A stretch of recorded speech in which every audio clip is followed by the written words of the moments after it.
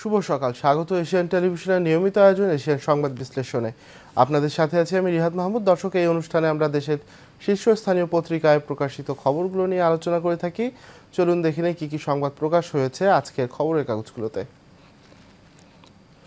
দর্শক, শুরুতেই আমার হাতে রয়েছে দৈনিক দেশ রূপান্তর। দৈনিক দেশ রূপান্তর তাদের প্রধান যে শিরোনামটি করেছে সেটি হলো আদেশ ঝড়ে ট্রাম্পের পুনঃযাত্রা। দর্শক জানেন, 47তম প্রেসিডেন্ট হিসেবে পুনরায় শপথ গ্রহণ করেছেন মার্কিন প্রেসিডেন্ট ডোনাল্ড ট্রাম্প, এবং ডোনাল্ড ট্রাম্প কিন্তু তার প্রথম দিনেই শপথ নেওয়ার পরে বেশ কিছু আদেশ নিয়েছেন এবং বেশ কিছু তার পূর্বসূরি নেওয়ার বেশ কিছু আদেশ তিনি বাতিল করেছেন।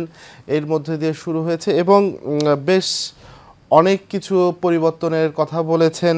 সেগুলো হচ্ছে, ওভালে বসেই বাইডেন ৭৮টি নির্বাহী আদেশ বাতিল করেছেন তিনি। বিশ্ব স্বাস্থ্য সংস্থা ও জলবায়ু চুক্তি থেকে বেরিয়ে আসার সিদ্ধান্ত নিয়েছে যুক্তরাষ্ট্রের মতো বড় দেশ। বিশ্ব স্বাস্থ্য সংস্থা এবং জলবায়ু চুক্তি থেকে বেরিয়ে আসলে কিন্তু এটির প্রভাব সারা বিশ্বে পড়বে, সেটি একটি বোঝাই যাচ্ছে। সীমান্তে জরুরি অবস্থা ঘোষণার প্রভাব ফেলবে বৈশ্বিক বিশ্বে। এছাড়া জন্মগতভাবে যুক্তরাষ্ট্র বা মার্কিনী হওয়ার সুযোগটিও কিন্তু এখন থাকছে না, এই অবস্থা বিরাজ করছে এখন। তো আমরা একটু সংবাদটা দেখে নেই কী রয়েছে। যুক্তরাষ্ট্রের ৪৭তম প্রেসিডেন্ট হিসেবে শপথ নিয়েছেন ডোনাল্ড ট্রাম্প। আর আনুষ্ঠানিকভাবে দায়িত্ব নেওয়ার পরেই দ্বিতীয় মেয়াদে ট্রাম্প কোনো কৌশলে এগোবেন তা স্পষ্ট হতে শুরু করেছে।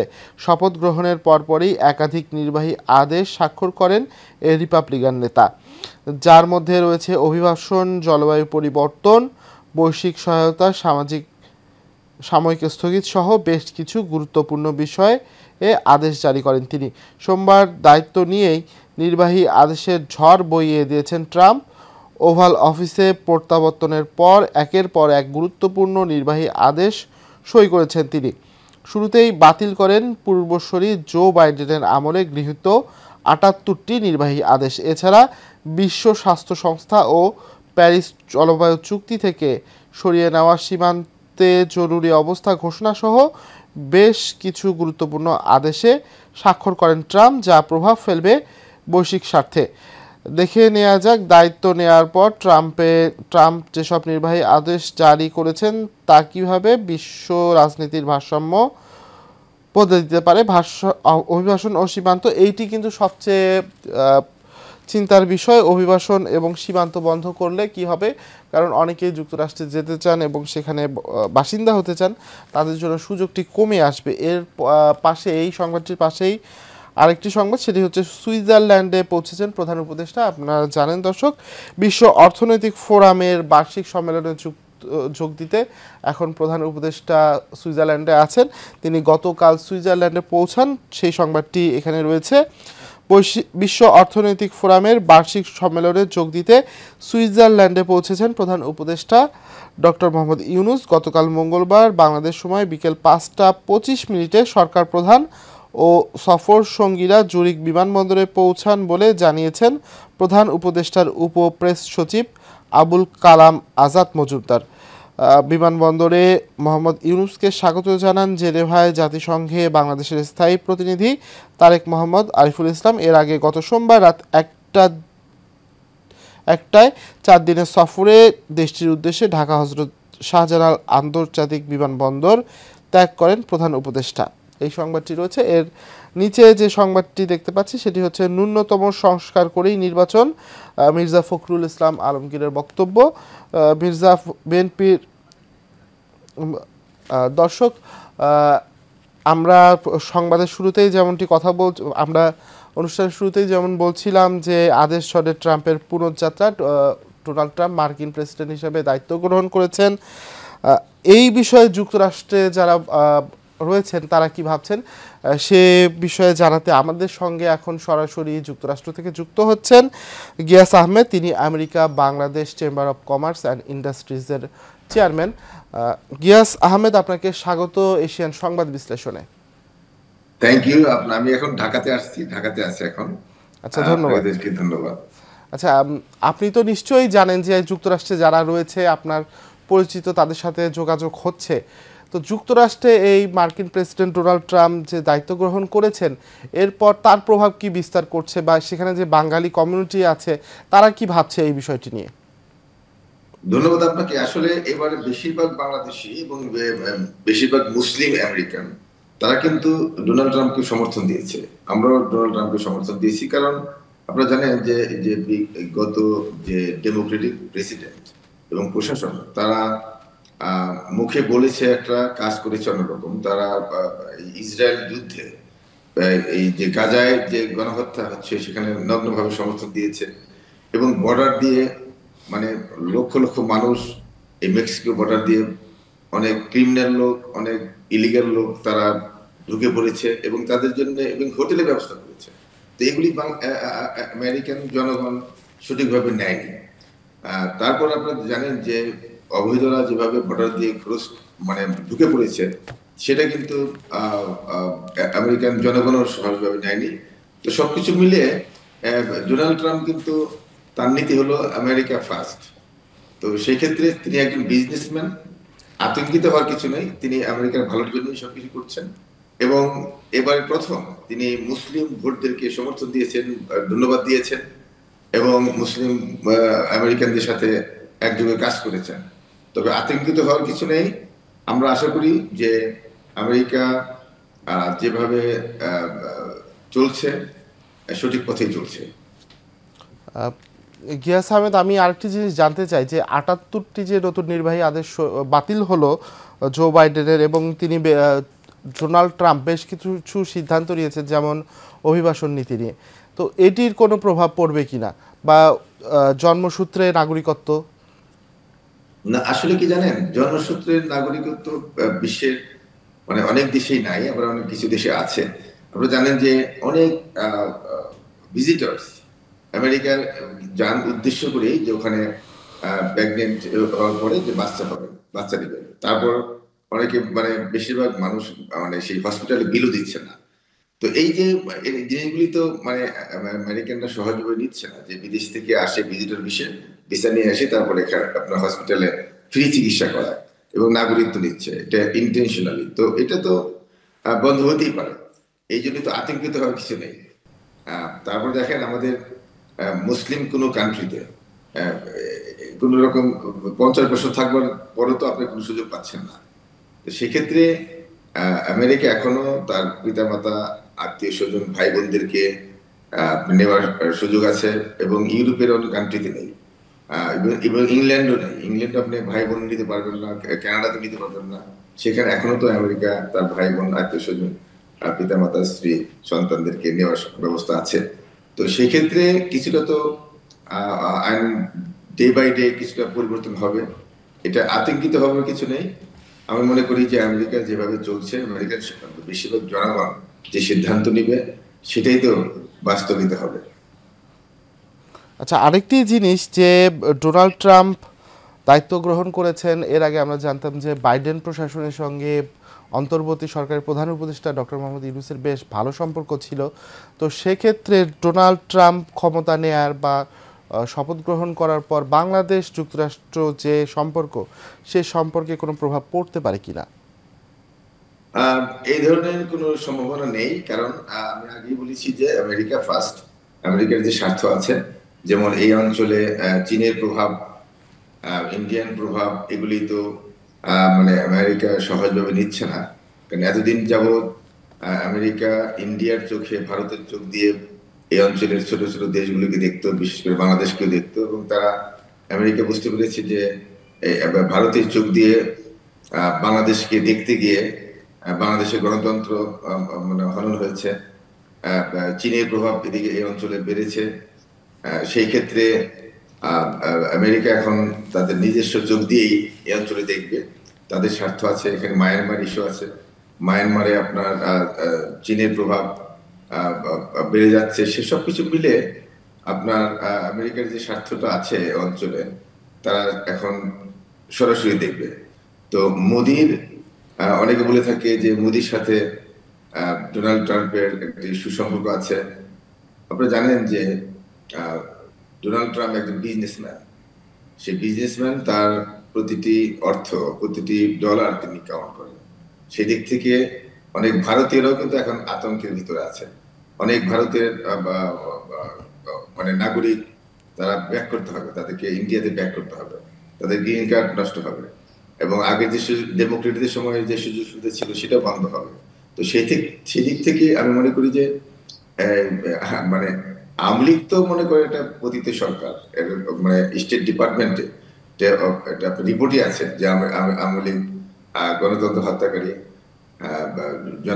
জনগণকে হত্যা করেছে, গুম করেছে, আজকে বিলিয়নস অফ ডলার তারা পাচার করেছে, আপনার ভারতে ইংল্যান্ডে পাচার করেছে, তার যে দেখেন টিউলিপ সিদ্দিকি থেকে শুরু করে জয়, তো সব এগুলি তো দিবালোকের মতো সত্য। তো এই পতিত এই দুর্নীতি বা যে একটি সরকারকে বা একটি ফ্যামিলিকে ডোনাল্ড ট্রাম্প সমর্থন দিয়ে আবার ক্ষমতা বসাবে, এই ধরনের আপনার আশা তো আপনার মানে করাটা একটা বোকামির কাজ।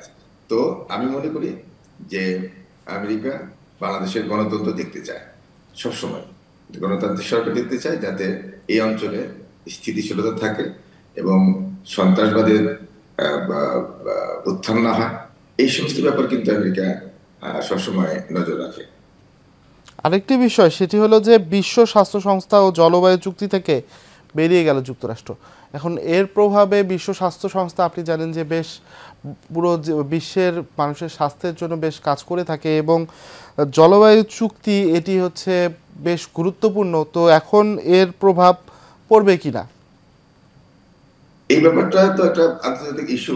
এই ব্যাপারটা নিয়ে আপনার ডোনাল্ড ট্রাম্প যখন গতবার যখন তিনি ক্ষমতায় ছিলেন, তখনও এই ব্যাপারটা নিয়ে তিনি সোচ্চার ছিলেন। আশা করি যে মনে করেন বিশ্ব নেতৃবৃন্দ একদিকে ঐক্যবদ্ধ, ডোনাল্ড ট্রাম্প একটা নেগোসিয়েশন আসবে, একটা আলোচনা হবে। ডোনাল্ড ট্রাম্প যত কথা বলেন আসলে দেখা যায় বাস্তবে তেমন একটা তার প্রতিফলন দেখতে পায় না।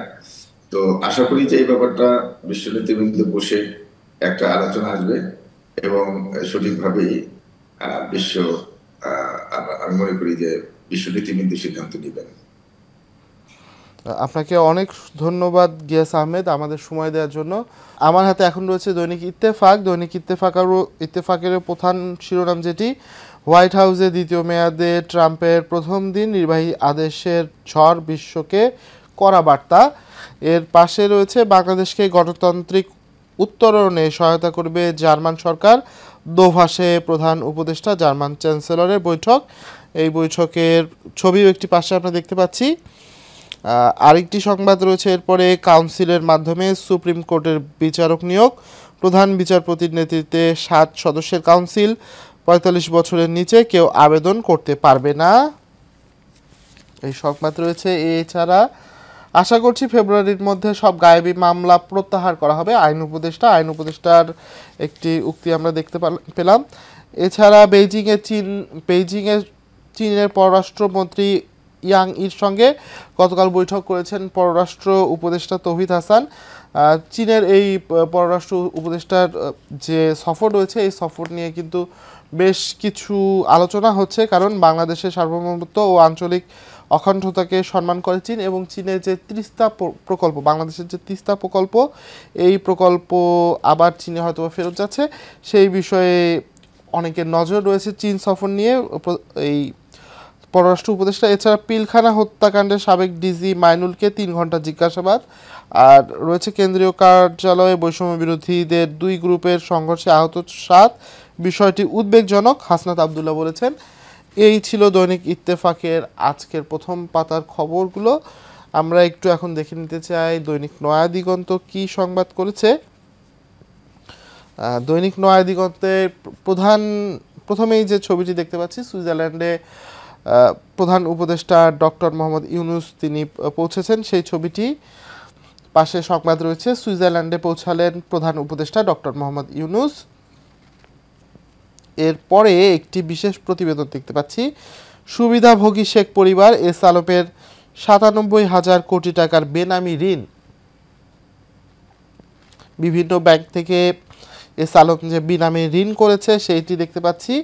অর্থ উপদেষ্টার দাবি, বাজারে চালের দাম কিছুটা কমেছে, কিন্তু এটা আসলে সত্যি কিনা সেটি পরে জানা যাবে। ইকোনমিস্টের প্রতিবেদন, বিশ্ব প্রবেশ করতে চলেছে আমেরিকান সাম্রাজ্যবাদে। আপনারা জানেন যে গতকাল 47তম প্রেসিডেন্ট হিসেবে গত সোমবার শপথ নিয়েছেন ডোনাল্ড ট্রাম্প। সেই সংবাদটি এখানে। গাজায় ধ্বংসস্তূপের নিখোঁজদের সন্ধান, 66টি লাশ উদ্ধার। এর পাশেই ইসলামী দলগুলোর ঐক্য প্রচেষ্টা, চরমোনাই পীরের সাথে জামায়াত আমিরের সাক্ষাৎ।